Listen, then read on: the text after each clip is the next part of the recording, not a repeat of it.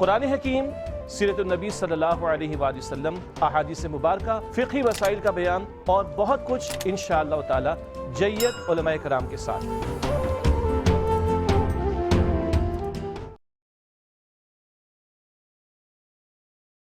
اعوذ باللہ من الشیطان الرجیم، بسم اللہ الرحمن الرحیم، الحمدللہ رب العالمین، الصلاۃ والسلام علی خاتم النبیین۔ ناظرین کرام السلام علیکم، میں ہوں شاہد مسرور، پروگرام روشنی سب کے لیے کے ساتھ ہر ہفتے یعنی ہفتے میں 3 دن ہم آپ کی خدمت میں حاضر ہوتے ہیں۔ آپ ARYQ TV پر ہمیں دیکھتے ہیں، لیکن اب آپ ہمارے اس پروگرام کو سوشل میڈیا پر بھی دیکھ سکتے ہیں۔ آپ ہمارے YouTube چینل پر، اس کے علاوہ فیس بک پیج پر اور ہماری ویب سائٹ پر یعنی www.aryqtv.tv پر بھی آپ ہمارے اس پروگرام کو دیکھ سکتے ہیں۔ اس کے ساتھ پھر مختلف موضوعات جن پر ہم گفتگو کرتے ہیں، ان موضوعات کا مقصد یہ ہوتا ہے کہ ہم اپنی زندگی میں علماء کرام سے، ان کے علم سے، ان کے عمل سے کچھ سیکھ سکیں اور اپنی زندگی میں بہتری پیدا کر سکیں۔ کسی بھی خاندان میں یعنی کسی بھی فیملی میں جب کوئی ایک شخص سیکھنا شروع کرتا ہے تو اس کے اثرات اس کی تمام فیملی پر مرتب ہوتے ہیں۔ جب ایک شخص سیکھنا شروع کرتا ہے، جیسے ہم کہتے ہیں نا کہ ایک پڑھی لکھی عورت ایک پورے خاندان کو، نسل کو سنوار دیتی ہے، اسی طرح اگر باپ مہذب ہے، باپ جو ہے وہ پڑھا لکھا ہے، اس کا عمل اچھا ہے، اس کے پاس علم ہے، تو پھر وہ اپنی اولادوں کو بھی اس علم کے زیور سے آراستہ کر دیتا ہے۔ جہاں تک انسان کا تعلق ہے تو کہا جاتا ہے نا کہ جب کوئی شخص بولتا ہے تو اس کی پوری خاندانی جو پس منظر ہے اس کا اظہار اس گفتگو میں ہو جاتا ہے، کتنا علم اس کے پاس ہے، اس کے گھر جو تہذیب و تمدن ہے یا طریقہ کار ہے، جو روایات ہیں، وہ سب اس کی شخصیت کے ساتھ، اس کی گفتگو کے ساتھ، اس کے انداز کے ساتھ جھلک رہی ہوتی ہیں، واضح ہو رہی ہوتی ہیں۔ یہی وجہ ہے کہ وہ لوگ جو دنیا میں رہتے ہوئے علم حاصل کرتے ہیں، دنیاوی علم بھی حاصل کرتے ہیں، دینی علم بھی حاصل کرتے ہیں، ان کی شخصیت بھی نکھرتی ہے، ان کا گفتگو کا انداز جو ہے وہ بتاتا ہے کہ ان کی شخصیت میں کتنے خوبصورت رنگ بسے ہوئے ہیں۔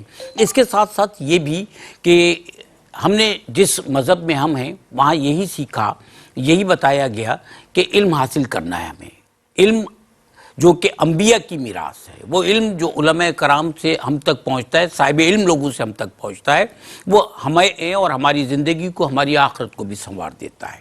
آپ صلی اللہ علیہ وسلم نے جو ہے وہ احادیث مبارکہ کے ذریعے کئی جگہ فرما دیا نا کہ علم حاصل کرنا ہر مسلمان مرد اور عورت پر فرض ہے۔ یہ بات جو ہے مکمل ہو جاتی ہے یہاں پر کہ جب رسول مقبول صلی اللہ علیہ وسلم یہ فرما رہے ہیں کہ علم حاصل کرنا ہر مومن مرد اور عورت پر فرض ہے، تو جو فرض ہے وہ علم حاصل کرنا ہے۔ قرآن حکیم میں کئی جگہ علم کی اہمیت کو واضح کیا گیا، اور اس کے بعد احادیث میں، کئی احادیث میں اس موضوع کا احاطہ کیا گیا، جس کے لیے ہم آج علماء کرام سے رہنمائی بھی حاصل کریں گے اور مزید علم بھی حاصل کریں گے۔ آج کا موضوع ہے حصول علم کے فوائد اور اہمیت۔ آج گفتگو کرنے کے لیے ہمارے ساتھ تشریف فرما ہے محترم مفتی محمد سہیل رضا امجدی صاحب۔ کسی تعارف کے محتاج نہیں، اور پھر بات علم کی ہے، علمیت کی ہے، سکھانے کی ہے، دین کا علم سکھانے کی ہے، تو پھر دنیا بھر میں آپ اسی نسبت سے، اس حوالے سے جانے اور پہچانے جاتے ہیں۔ السلام علیکم سر۔ السلام ورحمۃ اللہ وبرکاتہ۔ ماشاءاللہ سر۔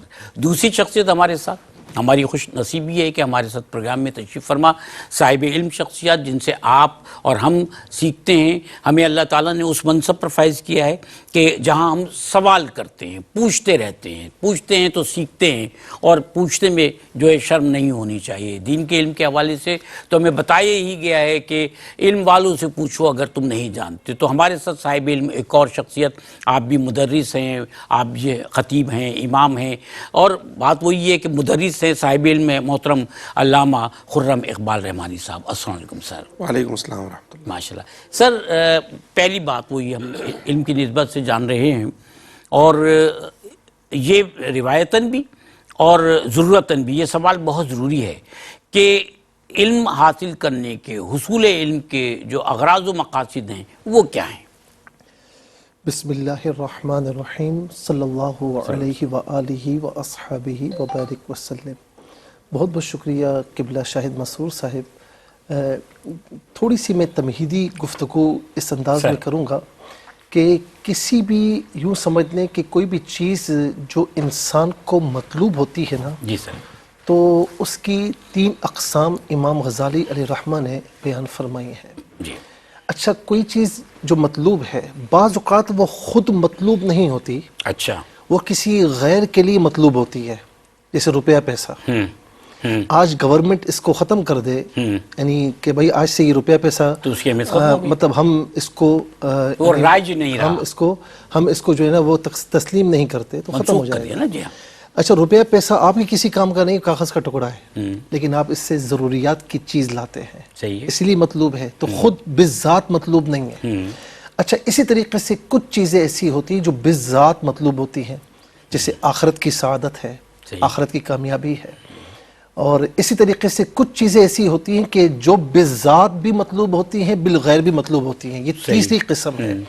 مثال کے طور پر آپ کے ہاتھ کا سلامت رہنا، صحیح ہے، آپ کا ہاتھ کا سلامت رہنا یہ بذات بھی دونوں مطلوب ہے، معاملات میں اس کا استعمال بذات بھی مطلوب ہے، اور اسی طریقے سے اس لیے بھی مطلوب ہے کہ آپ اس کے بغیر کوئی چیز پکڑ نہیں سکتے، ٹھیک ہے نا۔ اسی طریقے سے پاؤں کی مثال ہے، آنکھوں کی مثال، دیگر اعضاء کی مثال۔ بلا شبہ، علم وہ چیز ہے، وہ مطلوب ہے کہ جو بذات بھی مطلوب ہے اور بالغیر بھی مطلوب ہے، بالواسطہ اور بلا واسطہ بذات، دونوں، بالذات، یہ خود بھی مطلوب ہے کہ کیوں؟ صحیح کہ فرمایا آپ، العلم نور، میرے نبی صلی اللہ علیہ وسلم نے فرمایا کہ علم روشنی ہے۔ کیا بات ہے، اچھا، پھر اس کے ذریعے چونکہ سعادت دارین ہے، دنیا میں بھی سعادت ہے اور آخرت کی بھی سعادت ہے، تو اسے ہم کہیں گے بذات بھی مطلوب ہے، بالغیر بھی مطلوب ہے۔ کیا بات، اسی لیے اس کو حاصل کرنا بہت افضل ہے، بلکہ بعض حالات میں فرض ہو جاتا ہے، بعض حالات میں واجب ہو جاتا ہے، کچھ چیزیں واجب ہو جاتی ہیں، اور بعض چیزیں ایسی ہوتی ہیں کہ جو ہمیں علم ہونا چاہیے۔ اچھا، اب ذرا دیکھیں اس بات کو کہ اس کے اغراض و مقاصد کیا ہیں۔ جی ہاں، میں 3 چیزیں اس میں عرض کروں گا۔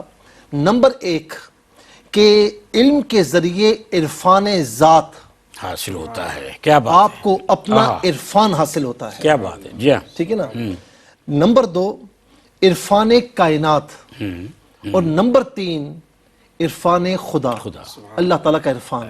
اللہ تعالیٰ کو پہچانتا ہے یہ انسان، 3 چیزیں ایسی ہیں، باقی سارے اغراض و مقاصد، سارے فوائد ان 3 چیزوں میں آ جاتے ہیں۔ مثال کے طور پر جب تک آپ اپنے آپ کو نہیں پہچانیں گے، آپ رب تعالیٰ کو پہچان نہیں سکتے، آپ کوئی چیز نہیں پہچان سکتے۔ حدیث پاک میں ہے نا کہ جس نے اپنے آپ کو پہچانا اس نے اپنے رب کو پہچانا، بلا شبہ، یہ بالکل صراحتاً جو ہے وہ دلالت کر رہی ہے۔ پھر دوسری بات قرآن فرماتا ہے وَفِي أَنفُسِكُمْ أَفَلَا تُبْصِرُونَ، کہ تو کبھی اپنے آپ پر غور کرے نا تو تجھے بہت سی چیزیں سمجھ میں آ جائے۔ صحیح، میں ایک چند مثالیں دیتا ہوں، کبھی مرر کے سامنے کھڑے ہوں اور کبھی غور کریں کہ اللہ رب العالمین نے بنایا کیسے ہے۔ صحیح، اچھا، کس چیز سے بنایا؟ کہیں کوئی کمی نہیں، واہ، کس چیز سے بنایا؟ ایک ناپاک قطرے سے، جس کی بظاہر کوئی اہمیت نہیں ہے، ٹھیک ہے نا۔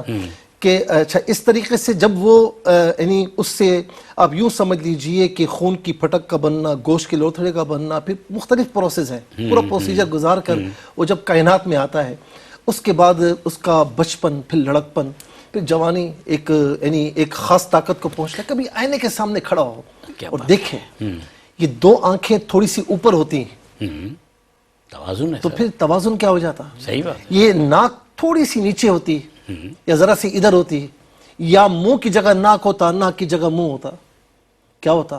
بنانے والا کون سر، مصور کون؟ سبحان اللہ، لقد خلقنا الانسان فی احسن تقویم، اللہ تعالیٰ انسان جیسی تیری صورت ہے، کیا بات، جیسے تیری بناوٹ ہے، تیرے رب نے ایسی بناوٹ کسی اور کو عطا نہیں فرمائی۔ سبحان اللہ، سبحان اللہ، دوسری چیز عرفان کائنات، ان فی خلق السماوات والارض واختلاف اللیل والنہار والفلک التي تجری فی البحر بما ينفع الناس۔ اب ذرا دیکھیں کہ ان فی خلق السماوات والارض، زمین و آسمان کی پیدائش میں، واختلاف اللیل والنہار، پھر دن و رات کی گردشوں میں، جی ہاں، والفلک التي تجری فی البحر، کشتیاں جو سمندر میں چلتی ہیں، بما ينفع الناس، لوگوں کا فائدہ ہے۔ اچھا، اسی طریقے سے چلتے چلتے والسحاب المسخر بین السماء والارض، کبھی تم یہ دیکھو کہ یہ جو آسمان، زمین و آسمان کے درمیان میں یہ بادل ہیں، یہ کس کے فائدے کے لیے ہیں؟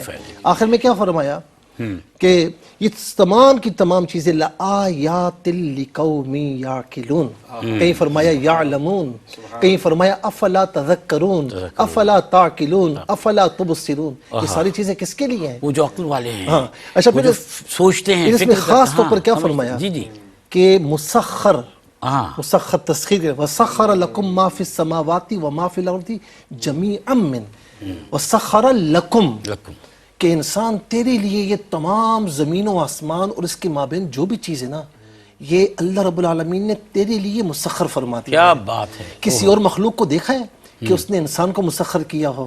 لیکن ایک واحد انسان ہے جو ان کو مسخر کر لیتا ہے۔ کبھی ہاتھی کو دیکھا ہے آپ نے؟ جی جی، طاقتور جانور ہوں یا مخلوق کو اللہ تعالیٰ جو ہے، کبھی اونٹ کو دیکھا ہے جی جی، کہ وہ کسی انسان کی گردن میں لگام ڈالے، نہیں سر، سامان اٹھائے؟ نہیں، ایک چھوٹا سا انسان ایک اونٹ کو چلا رہا شیروں ہوتا کو ہے، پنجے میں بند کر لیتا ہے۔ ناظرین کرام، ایک چھوٹا سا وقفہ، اس کے بعد انشاءاللہ حاضر ہوتے ہیں، گفتگو کا سلسلہ چلتا رہے گا، ہمارے ساتھ رہیے۔ ناظرین کرام، روشن سب کے لیے میں آپ کا میزبان شاہد مسرور۔ آج کا موضوع ہے حصول علم کے فوائد اور اہمیت، اور اس پر گفتگو کرنے کے لیے ہمارے ساتھ تشریف فرما محترم مفتی سہیل رضا امجدی صاحب اور محترم علامہ خرم اقبال رحمانی صاحب۔ آج وقفے پہ گئے ہیں تو سر مفتی صاحب، آپ کی گفتگو مکمل نہیں ہوئی تھی، آپ فرما رہے تھے کہ اللہ تعالیٰ نے فرمایا یہ تمام کائنات اور اس میں موجود علم اے انسان تیرے مسخر کرنے کے لیے، تسخیر کرنے کے لیے۔ سورہ نحل آپ اٹھائیں جی ہاں سر، تو اس میں ابتداً تمام جانوروں کا ذکر فرمایا، جی ہاں، تمام چیزوں کا ذکر فرمایا، پھر یہ فرمایا کہ انسان تیرے لیے مسخر کی ہے، کیا بات ہے! جی ہاں، سب جہاں تیرے لیے، تو خدا کے واسطے۔ کیا بات ہے! اور آخر میں جو تیسرا نقطہ ہے عرفان باری تعالیٰ، اللہ تعالیٰ کا عرفان، وما خلقت الجن والانس الا لیعبدون، کہ انسان اپنے مقصد کو پہچانے کہ وہ آیا کیوں۔ بعض صوفیہ نے لکھا کہ الا لیعرفون، تاکہ وہ معرفت حق کو اپنا نصب العین بنا لے۔ نہیں، اللہ تعالیٰ کی ذات کا کسی کو معرفت حاصل ہو گئی تو باقی کچھ نہیں، بیڑا پار ہو گیا سر، اس کا بیڑا پار ہے، دنیا میں بھی سعادت ہے اور آخرت میں بھی سعادت۔ کیا بات ہے سر، کیا بات ہے سر! اچھا، یہ تو بات ہے انسان کی انفرادی طور پر علم حاصل کرنا، اللہ اپنی ذات کو پہچاننا، کائنات کا علم حاصل کرنا، اللہ تعالیٰ کی ذات کا عرفان حاصل کرنا۔ اب بات یہ ہے کہ ہم اگر اجتماعی طور پہ دیکھتے ہیں، سوسائٹیز کو دیکھتے ہیں، معاشرے کو دیکھتے ہیں، تو علم حاصل کرنا یا معاشرے پر علم حاصل کرنے کے جو اثرات ہیں وہ کیا ہیں؟ ہمیں یہ بتائیے کہ ایک تعلیم یافتہ معاشرے میں اور ایک غیر تعلیم یافتہ معاشرے میں کیا فرق ہو سکتا ہے یا ہوتا ہے؟ بسم اللہ الرحمن الرحیم، والصلاة والسلام علی رسولہ الکریم، اما بعد۔ یہ بالکل ایک دوسرے کی ضد ہیں، اور جیسے اللہ سبحانہ و تعالیٰ نے قرآن مجید فرقان حمید میں ایک جگہ ارشاد بھی فرمایا، قُلْ هَلْ يَسْتَوِي الَّذِينَ يَعْلَمُونَ وَالَّذِينَ لَا يَعْلَمُونَ۔ اے حبیب صلی اللہ علیہ وسلم، آپ ارشاد فرمائیے کہ جو جانتے ہیں وہ اور جو نہیں جانتے کیا برابر ہو سکتے؟ نہیں ہو سکتے، تو ہرگز برابر نہیں ہو سکتے۔ پھر ایک اور جگہ جب ان کے درمیان تقابل اور موازنہ پیش کیا تو بالکل ایک دوسرے کی ضد کے ساتھ فرمایا، هل يستوي الأعمى والبصير، کیا دیکھنے والا اور اندھا برابر ہو سکتے؟ ممکن ہی نہیں۔ ام هل تستوي الظلمات والنور، کیا اندھیرا اور اجالا برابر ہو سکتے؟ تو یہ علم ایک روشنی ہے، اور یہ اللہ تعالیٰ نے فرمایا سب کچھ، جی ہاں، اور یہ جہالت اندھیرا ہے، تو نور اور اندھیرا کبھی برابر نہیں ہو سکتے۔ تو یہ بنیادی بات تو یہ ہے کہ دونوں ایک دوسرے کی ضد ہیں۔ تو تعلیم یافتہ معاشرہ اور غیر تعلیم یافتہ معاشرہ بھی ایک دوسرے کی ضد ہیں۔ صحیح بات ہے۔ جہاں تک ہم بات کرتے ہیں اثرات کی، تو اس دوران جو سب سے بہترین مثال اس کو سمجھنے کے لیے، اس وقت اگر ہم ماڈرن ایج میں دیکھنا چاہیں تو بلا شبہ یونیورسٹیز اور بہت سارے تعلیمی ادارے وجود میں آ گئے ہیں، اور علم کی بہت ساری شاخیں پروان چڑھ رہی ہیں، اور بہت سارے لوگ ایک فارمل ایجوکیشن سسٹم کے تحت تعلیم بھی حاصل کر رہے ہیں۔ لیکن اس علم کی حقیقی جو تاثیر جو مجھے نظر آئی، اور جو ایک مثال میں سب کے سامنے پیش کرنا چاہوں گا، وہ مثال پیارے آقا صلی اللہ تعالی علیہ وسلم کے زمانے کی ہے۔ زمانہ قبل از بعثت پیغمبر محمد مصطفیٰ صلی اللہ علیہ وسلم دیکھیں، اور وہ زمانہ جو پیارے آقا صلی اللہ علیہ وسلم کی بعثت کے بعد کا زمانہ ہے، تو غیر تعلیم یافتہ اور تعلیم یافتہ معاشرے کا جو فرق بہترین طور پہ عملاً آپ کو نظر آئے گا، وہ حضور علیہ الصلوۃ والسلام کے زمانے میں نظر آئے گا۔ اس سے پہلے کے دور کو کہا ہی دنیا بھر میں دور جاہلیت جاتا ہے، دور جاہلیت جاتا ہے۔ تو اس زمانے کا جو انسان ہے غیر تعلیم یافتہ، آپ یوں سمجھے غیر مہذب دوسرے لفظوں کے اندر، تو وہ ایسا انسان ہے کہ انسانیت بھی شرما جاتی ہے، اور اس زمانے میں انسان جو حرکات و سکنات کر رہا ہے، جو معاشرے میں تباہی و بربادی اس کے وجود کے سبب پھیل رہی ہے، جو لوگوں کی عزتیں تار تار ہو رہی ہیں، جو حقوق غصب کیے جا رہے ہیں، وہ انسان ہی انسان پر ظلم و ستم کر رہا ہے. صحیح بات ہے. ایسے میں پیارے آقا صلی اللہ تعالی علیہ وسلم کی بعثت ہوئی، آپ تشریف لے کر آئے اور اقرا اس سے آغاز ہوا ہے تعلیم کا.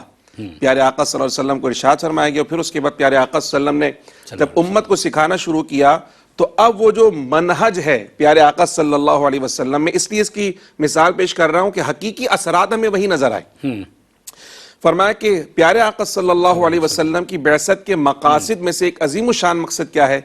یعلمہم الکتاب والحکمہ ویزکیہم، کہ ان کی شان یہ ہے کہ یہ کتاب کی بھی تعلیم دیں گے، حکمت بھی سکھائیں گے اور ساتھ ساتھ تزکیہ بھی کریں گے.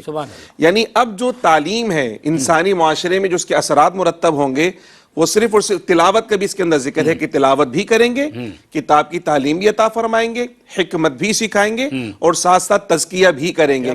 اب پیارے آقا صلی اللہ علیہ وسلم نے جب اس منہج پر امت کو پڑھانا شروع کیا، تب اب دیکھیں کہ وہ جو پہلے دوسروں کے حقوق غصب کیا کرتے تھے، آج وہ دوسروں کے حقوق کے علمبردار بنے نظر آتے ہیں. پہلے جو ظلم و ستم کیا کرتے تھے، آج وہ ظلم کے خلاف خود کھڑے ہونے والی سب سے بڑی طاقت کے طور پہ نظر آتے ہیں. کیا بات ہے. اس زمانے میں جب کوئی سیوک سینس نہیں تھا، آج پیارے آقا صلی اللہ علیہ وسلم کی تربیت کے سبق سیوک سینس کے حاملین نظر آ رہے ہیں. اس زمانے میں جب کوئی فائنینشل سسٹم ڈیولپ نہیں تھا، جب لوگوں کے معاشی حقوق غصب کیے جاتے تھے، آج پیارے آقا صلی اللہ علیہ وسلم کی تعلیم و تربیت کے سبب خلافت راشدہ کے زمانے میں ایک ایسا فائنینشیل سسٹم ڈیولپ نظر آ رہا ہے کہ زکوٰۃ دینے والے تو مل رہے ہیں، زکوٰۃ لینے والے نظر نہیں آ رہے. ایسی معاشی خوشحالی میں نظر آ رہی ہے. اسی طرح رعایا اور حکومت کا جو نظام پیارے آقا صلی اللہ علیہ وسلم کی تعلیم و تربیت کے سبب ڈیولپ ہوا، کہ وہ جو زمانہ ایسا تھا کہ کوئی اپنے لیے پروپیگنڈا نہیں کرتا تھا، لابنگ نہیں کرتا تھا کہ مجھے امیر بننا ہے، مجھے حاکم بننا ہے، بلکہ لوگ کہتے تھے کہ آپ اتنے اچھے اور سچے ہیں کہ آپ ہمارے حاکم بن جائیں. ہم چاہتے ہیں کہ ہمارے حاکم بنے، ہم آپ کے ہاتھ پر بیعت کریں گے. اور حاکم جو بنتا تھا وہ اپنے آپ کو حاکم نہیں بلکہ قوم کا خادم سمجھتا تھا. ایک اعلیٰ سے اعلیٰ شخص اور ایک ادنا سے ادنا شخص اس سے باس پرس کر سکتا تھا، اور وہ جواب دہ ہوتا تھا لوگوں کے سامنے. سب سے بڑا احتساب اسی کا وہ اپنے آپ ہی کو پیش کر دیتا تھا بلا شبہ. اور اس سب کے باوجود وہ اللہ سبحانہ و تعالیٰ کی بارگاہ میں جو احساس ذمہ داری رکھتے تھے کہ باری اللہ اگر تیری بارگاہ میں سوال ہوگی تو ہم کیا جواب دیں گے، اگر ہم سے پوچھ لیا گیا تو ہم کیا جواب دیں گے. اتنا سب کچھ کرنے کے باوجود کہ اللہ کی مخلوق ان سے راضی ہے.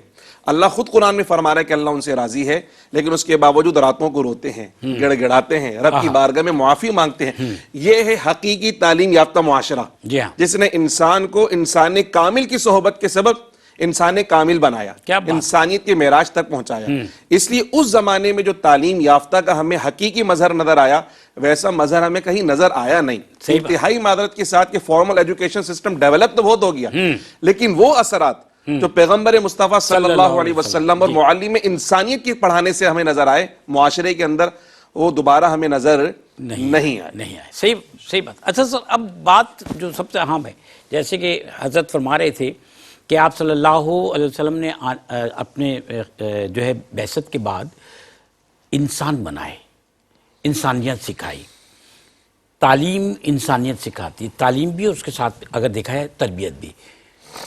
کیا وجہ ہے کہ بہت سارے لوگ جو ہیں جو تعلیم یافتہ تو ہوتے ہیں لیکن وہ اظہار بڑا جاہلانہ کر رہے ہوتے ہیں، ان کے رویوں میں جاہلانہ پن ہوتا ہے.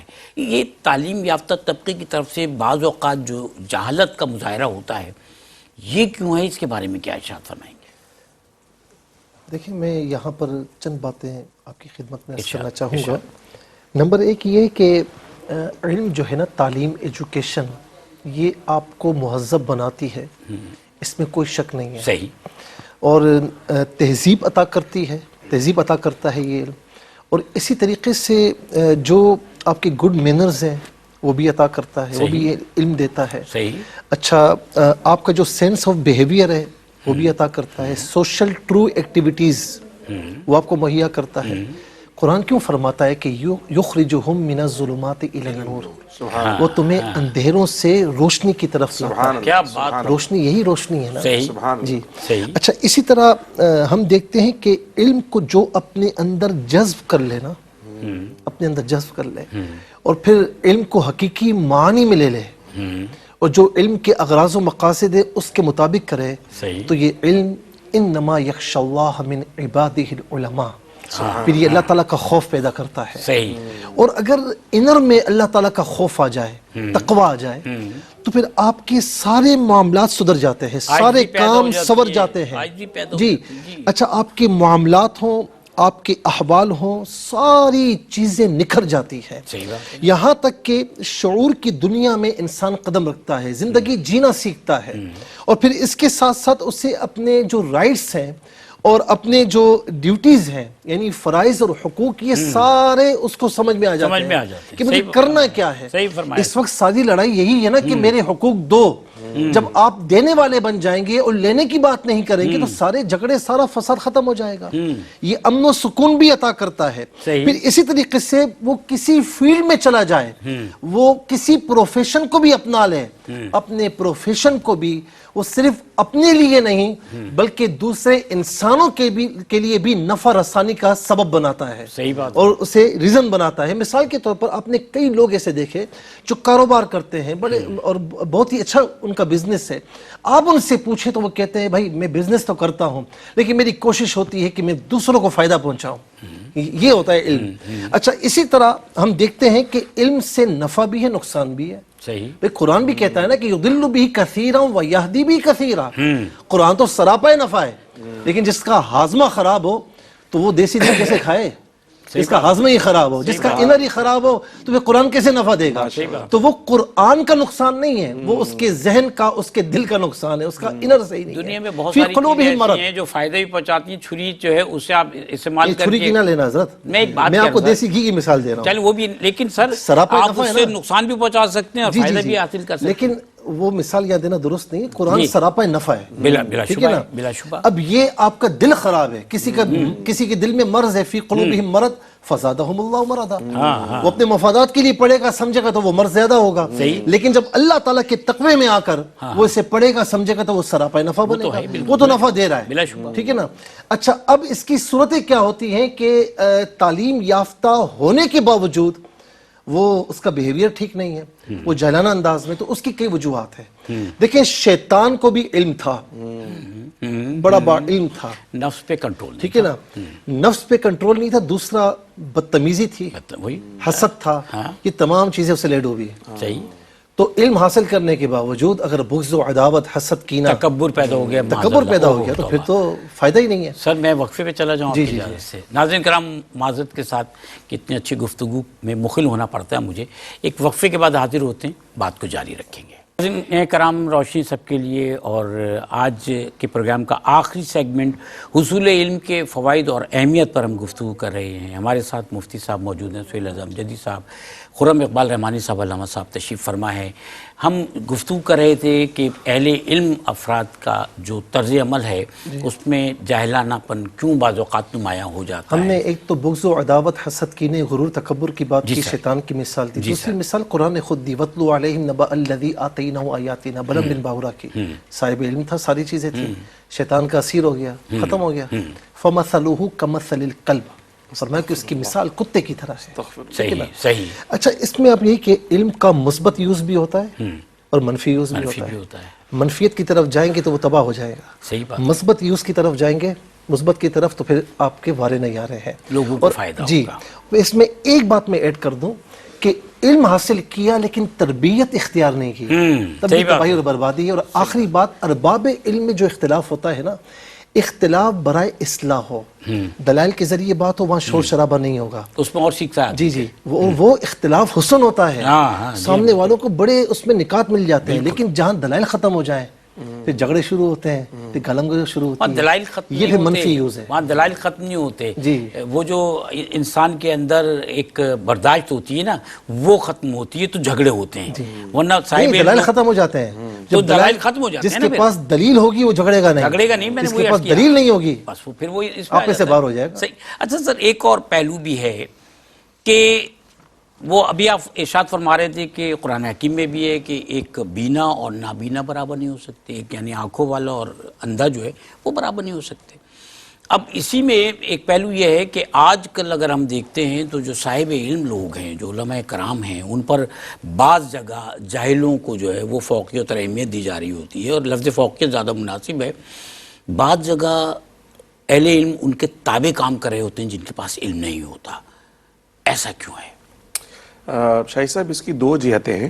ایک طرف تو یہ ہے کہ اللہ سبحانہ و تعالیٰ نے خود فرمایا کہ نحن قسمنا بینہم معیشتہم فی الحیات الدنیا ورفعنا بعضہم فوق بعض درجات لیتخذ بعضہم بعضا سخریہ. یہ جو دنیا کی جو معاش کا سلسلہ ہے اللہ پاک فرماتا ہے ہم نے خود تقسیم فرمایا، کسی کو ہم نے اوپر درجے دیے ہیں، کسی کو ہم نے. تو اہل علم فضیلت میں تو یقیناً بلند و بالا ہے ان سے جن کے پاس علم نہیں ہے. لیکن کبھی کبھی ایسا ہوتا ہے کہ کچھ احباب ایسے ہوتے ہیں جن کے پاس فارمل ایجوکیشن تو نہیں ہوتی لیکن کچھ صلاحیتیں ہوتی ہیں، اور ان صلاحیتوں کی بنیاد پر وہ بہترین منتظم کے طور پہ کام کر سکتے ہیں. تو اگر ایسا ہے کہ ایک آفس ہے یا ایک فرم ہے جس کے باس غیر عالم ہے جی سر، لیکن ان کے پاس صلاحیتیں ہیں اور ان صلاحیتوں کی وجہ سے ایک اچھا نظام، ایک اچھا انتظام چلا سکتے ہیں، تو اہل علم اگر ان کے ماتحت کام کرتے ہیں اس میں کوئی برائی کی بات نہیں ہے، صحیح بات ہے، کوئی پریشانی کی بات نہیں ہے. لیکن سب کا ایک معیار ہونا چاہیے، ایک وقار ہونا چاہیے، ایک حد بندی ہونی چاہیے، اس کے حساب سے کام ہونا چاہیے. تو ماتحت رہ کر کام کرنے میں کوئی مذائقہ نہیں ہے کہ اہل ثروت اگر کسی کی سرپرستی کر رہے ہیں اہل علم کی تو کوئی پریشانی کی بات نہیں ہے، ہو سکتا ہے اور اچھے بہتر انداز میں وہ کام لے لیں.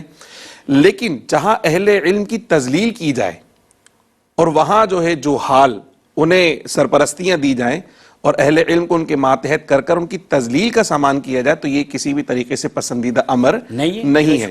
تو اس چیز کی دو ڈائمنشن ہے اس کی. تو ایک ڈائمنشن تو وہ ہے جو ٹھیک ہے، اس میں کوئی مذائقہ نہیں ہے، پریشانی کی بات نہیں ہے. بہت ساری فرمز، آفیسز، ہمیں ادارے نظر آتے ہیں کہ جہاں جو محتممین ہیں وہ عالم نہیں ہیں لیکن بہت اچھے انداز میں ادارے چلا رہے ہیں، علماء ان کی زیر سرپرستی کام کر رہے ہیں، ایڈمنسٹریٹر اچھے ہیں. اچھا، دوسری جو کیفیت ہے تو قرب قیامت کی نشانیوں میں پیارے آقا صلی اللہ علیہ وسلم نے اس کو بیان فرمایا، اور حضور اصدق الصادقین ہے، آپ کا فرمان سچ ہے. چونکہ جس طرح انسان مادیت پرستی کے زمانے میں جاتا جا رہا ہے تو مادے کو بہت زیادہ فوقیت دی جا رہی ہے، اس لیے اہل مال اور اہل ثروت کو زیادہ اہمیت اور فوقیت دی جا رہی ہے بنسبت اہل علم کے. تو حضور علیہ الصلوۃ والسلام نے فرمایا کہ قرب قیامت میں ایک وقت ایسا بھی آئے گا کہ اہل علم اٹھ جائیں گے، یعنی ان کی اہمیت کم ہو جائے گی، اور لوگ کیا کریں گے، جاہلوں کو اپنا رئیس بنا لیں گے، جاہلوں کو اپنا سربراہ بنا لیں گے، اور پھر کیا کریں گے، ان سے باتیں پوچھیں گے، خود بھی گمراہ ہوں گے اور عوام کو بھی گمراہ کر رکھے ہوں گے. تو ایسی کیفیت میں چونکہ ترجیحات تبدیل ہو گئی ہیں، ترجیحات میں دنیا اور دنیا کا مال سب سے اوپر آ گیا ہے، اس وجہ سے علماء ماتحت ہو گئے، اور وہ جن کے پاس مال و دولت ہے وہ ان کے اوپر ہمیں فوقیت لیتے ہوئے نظر علم پر دولت کو اہمیت دے دی گئی. یہ معاشرے کا ایک المیہ ہے کہ دولت کو فوقیت دے دی بڑا گئی. وہ ہو گیا جس کے پاس دولت زیادہ ہے، جی، چاہے علم ہو نہ ہو، مقام ہو نہ ہو. جی بالکل، اس وجہ سے وہ ان کے ماتحت نظر آ رہے ہیں اور وہاں تذلیل کا سامان نظر آ رہا ہے. اگر ترجیحات تبدیل کر لی جائے اور ہر شخص کو اس کے مقام پر رکھا جائے، کوئی بھی شخص فضول نہیں ہے، ہر شخص کو اللہ نے جب پیدا فرمایا تو کوئی نہ کوئی کام اس کی ذمہ اللہ پاک نے لگایا ہے، تو جو کام وہ کر سکتا ہے اس کے تحت اپنا کام نپٹائے، اور جن کو اللہ نے صلاحیت عطا فرمائے اپنی صلاحیتوں سے اللہ کی مخلوق کو فائدہ پہنچائیں، تو انشاءاللہ معاشرے میں بہتری آ سکتی ہے. صحیح سر. اب سب سے اہم بات آخر میں آپ سے دریافت کرنا چاہتا ہوں، سب سے اہم بات ہے، اور وہ یہ ہے کہ فروغ علم کے سلسلے میں قرآن حکیم اور آپ صلی اللہ علیہ وسلم کا جو منہج ہے اس پر روشنی ڈالیے. دیکھیں شاہد بھائی، یہ اس دور کی بات ہے کہ جب مکے میں کل 17 افراد تھے جو پڑھنا لکھنا جانتے تھے، اور اس وقت جو دو سپر پاورز تھی نا، پرشین امپائر اور رومن امپائر، ان کے یہاں علم حاصل کرنا جرم تھا، اور کچھ اور تہذیبیں تھیں اگر ان میں نچلے درجے والے کے کانوں میں علم کی بات آ جاتی تو اس کے کانوں میں پگھلا ہوا سیسا ڈیل دیا جاتا تھا. اس دور میں جب پہلی وحی آئی نا تو اقرا اقرا، یہاں سے آپ دیکھیں کہ علم کی کتنی امپورٹنس ہے کہ میرے نبی علیہ السلام پر پہلی وحی آئی کہ اقرا، پڑھیے پڑھیے. اچھا، دوسری بات، پڑھا تو اوروں نے بھی ہوگا، لیکن یہ وحی اور یہ جو ایک نزولی اعتبار سے احکامات حکم ہے، اقرا بسم ربک، پڑھیے اپنے رب کے نام سے کہ جس نے تجھے پیدا فرمایا. اس سے آپ سمجھ سکتے ہیں کہ قرآن علم کو کتنی امپورٹنس دے رہا ہے. دوسری بات، میرے نبی صلی اللہ علیہ وسلم تو لے کر ہی علم آئے نا، جب معاشرہ جاہل تھا علم لے کر آئے، اور پھر علم کو کیسے پھیلایا. آپ ایک مرتبہ ایک مسجد میں تشریف لائے تو 2 مجالس ہو رہی تھی. ایک مجلس میں یدعون اللہ اللہ کو پکارا جا رہا تھا، اللہ کا ذکر کیا جا رہا تھا، اور دوسری مجلس میں علم کی باتیں ہو رہی تھیں. حضور نبی کریم علیہ السلام نے دونوں کو دیکھا اور یہ فرماتے ہوئے علم کی مجلس میں بیٹھ گئے کہ انما بعثت معلما، کہ میں معلم بنا کر بھیجا. معلم کی جو مقام ہے وہ عابد سے جی زیادہ ہے. بلکہ روایت ہے کہ ایک جو الفقی الواحد اشد علی الشیطان من الف عابد، کہ ایک فقی، ایک عالم جو ہے نا وہ شیطان پر 70 عابدین سے زیادہ قوت والا ہوتا ہے. میں نے اس لیے بات اب چھوڑ دی کہ آپ ان سے بھی پیغام لے لیں. اچھا سر، آج کے موضوع پر بالکل آپ پیغام دیجیے اس سوال کی نسبت سے جو میں نے ابھی قرآن حکیم فروغ علم کے حوالے، قرآن حکیم آپ صلی اللہ علیہ وسلم کے منہج پر بلا شبہ جس طرح قبلہ مفتی صاحب نے شفقت فرمائی اور ارشاد فرمایا کہ پیارے آقا صلی اللہ علیہ وسلم تو تشریف ہی آپ نے فرمایا انما بعثت معلما، تو آپ صلی اللہ تعالی علیہ وسلم کو جو 23 سالہ دور ہے تبلیغی دور، اس میں اگر ہم دیکھیں تو پیارے آقا صلی اللہ علیہ وسلم نے سب سے زیادہ جس چیز پہ کام فرمایا ہے وہ علم پہ ہی کیا. یعنی اپنے جو متبعین رہے، اپنے جو امتی رہے، انہیں علم عطا فرمایا. اور علم کی ڈائمنشن اتنی وسیع تھی کہ صرف عبادت نہیں سکھائی، صرف وضو کرنا نہیں سکھایا، صرف طہارت کرنا نہیں سکھائی، بلکہ عبادت کے ساتھ یعنی اللہ کے حقوق کی ادائیگی کے ساتھ ساتھ اللہ کے بندوں کے حقوق کی ادائیگی بھی سکھائی. اپنا حق بھی ادا کرنا سکھایا، بندوں کا حق ادا کرنا بھی سکھایا. جس طرح اللہ کو راضی کرنا ہے مسجد میں، اسی طرح اللہ کے بندوں کے حقوق کے تحفظ کے لیے جہاد کرنا بھی سکھایا. قلم چلانا سکھایا تو تلوار چلانا بھی سکھائی. ہر کیفیت میں اپنے امتیوں کی تربیت فرمائی ہے. علم کا ایسا وسیع دروازہ پیارے آقا صلی اللہ علیہ وسلم نے کھولا ہے کہ پہلے جو علم کی سطح تھی نا وہ زمینی سطح پہ تھی، اور پیارے آقا جب تشریف لے کر آئے تو آپ چونکہ آئے قد جاءکم من اللہ نور و کتاب مبین، پھر سفر معراج بھی اوپر تشریف لے گئے تو اب علم کا جو زاویہ ہے وہ نیچے سے اوپر تک کا کھلا ہے. کیا بات ہے. جی فرمائیے. ربنا آتنا فی الدنیا حسنہ وفی الآخرۃ حسنہ وقنا عذاب النار. اے ہمارے رب ہمیں دنیا میں بھی حسن عطا فرما، آخرت میں بھی حسن عطا فرما. حسن بصری رحمۃ اللہ تعالی علیہ فرماتے ہیں کہ دنیا میں حسنہ سے مراد علم اور عبادت ہے، اور آخرت میں حسنہ سے مراد جنت ہے. کیا بات ہے، ماشاء اللہ. بہت شکریہ محترم مفتی سہیل اعظم جدی صاحب، محترم علامہ خرم اقبال رحمانی صاحب. ناظرین کرام، جیسے کہ مفتی صاحب اور علامہ صاحب فرما رہے تھے کہ ابتدا ہوتی ہے اقرا بسم ربک الذی، تو ہم جب بھی علم حاصل کرنا چاہیں تو اپنے رب کے نام سے شروع کریں. وہ جو ہم بسم اللہ پڑھ کر اور ہم کچھ بھی پڑھتے ہیں، کوئی بھی کام کرتے ہیں، علم اصل میں صرف وہ نہیں ہے جو ہم لفظوں کی شکل میں کہیں سے کانوں میں سن کر حاصل کر لیتے ہیں. علم وہ بھی ہے، اور قرآن حکیم میں اس کا تذکرہ موجود ہے، جو اس کائنات میں ہم دیکھ رہے ہوتے ہیں. اسی لیے آنکھوں کا جو استعمال ہے اور آنکھوں کے ذریعے جو کچھ ہم حاصل کرتے ہیں اس کی بھی بڑی اہمیت ہے، اس کا بھی حساب ہے.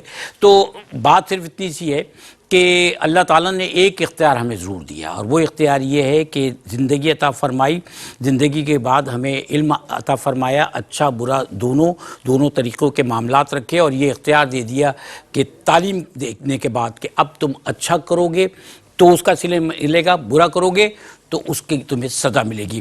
اور آخر میں ایک اور بات یہ کہ آپ یہ پروگرام ہمارا ARYQ TV پر دیکھتے ہیں، اس کے علاوہ آپ سوشل میڈیا پر بھی ہمارے اس پروگرام کو دیکھ سکتے ہیں. اس کے لیے آپ وزٹ کیجئے گا ہمارے YouTube چینل کا، ہمارے فیس بک پیج کا، اور ہماری ویب سائٹ کا، یعنی www.aryqtv.tv کا. اپنی دعاؤں میں یاد رکھیے گا. اللہ حافظ.